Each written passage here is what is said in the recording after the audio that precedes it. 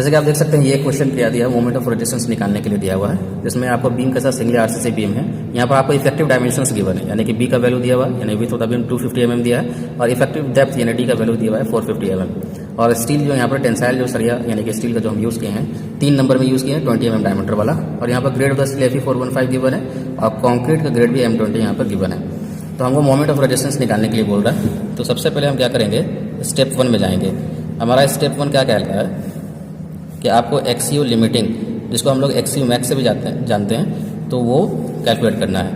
तो एक्सीयू लिमिटिंग का जो वैल्यू होता है वो होगा आपको K इंटू डी, जहाँ पे K का वैल्यू वेरी करता है ग्रेड ऑफ द स्टील पे।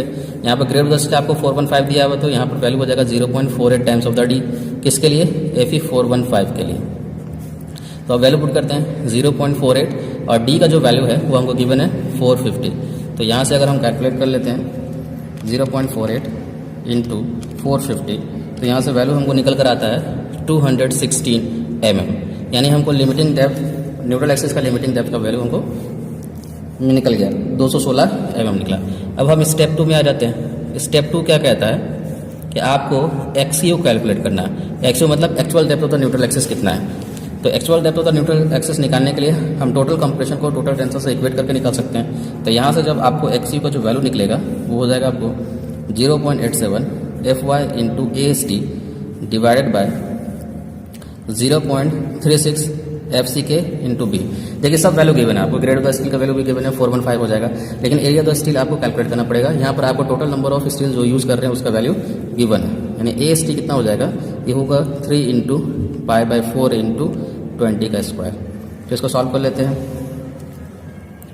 3 into pi into 400 divided by 4, तो आपको वैल्यू निकल कर आएगा 942.48 mm स्क्वायर।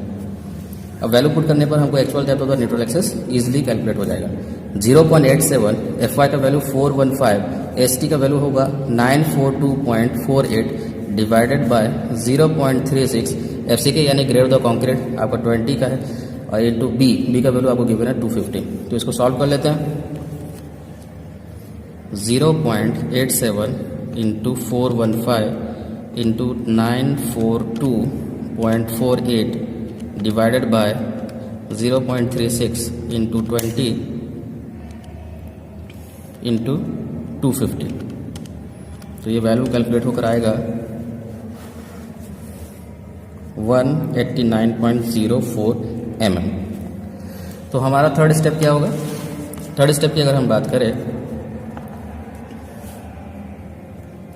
तो ये होगा, आपको कंपेयर करना है एक्सीयू में और एक्सीयू मैक्स या एक्सीयू लिमिटिंग वैल्यू में। तो हम देख रहे हैं कि मेरा जो एक्सीयू का जो वैल्यू निकल कर आया है वो 189.04 है, और एक्सीयू लिमिटिंग का वैल्यू जो हम कैलकुलेट किए 216 mm है। तो ये एक्सीयू यानी actual depth of the neutral axis मेरा क्या है, कम है as compared to the limiting depth of the neutral axis, यानी x u is less than x u limiting.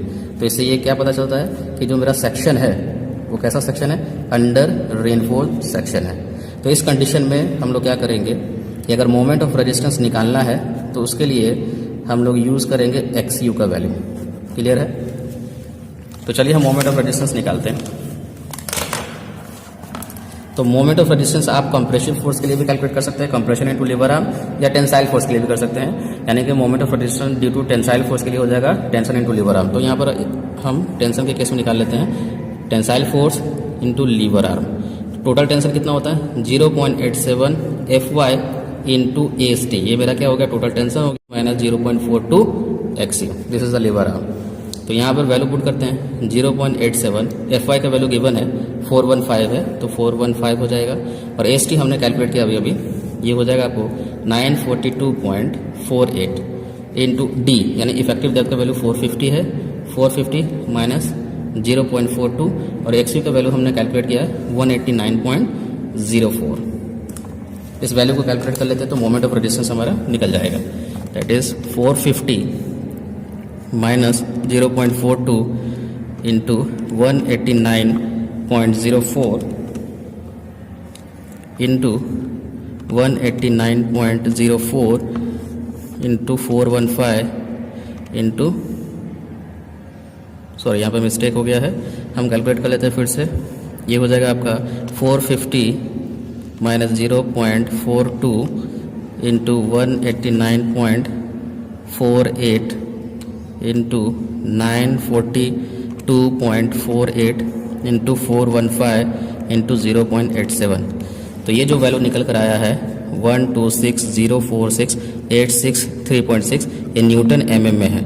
इसको कन्वर्ट कर लेते हैं किलो न्यूटन मीटर में, तो डिवाइड करेंगे 10⁻⁶ से, तो जो वैल्यू होगा 126.046 kilo newton metre. So this will be the final answer for the moment of resistance. So thank you.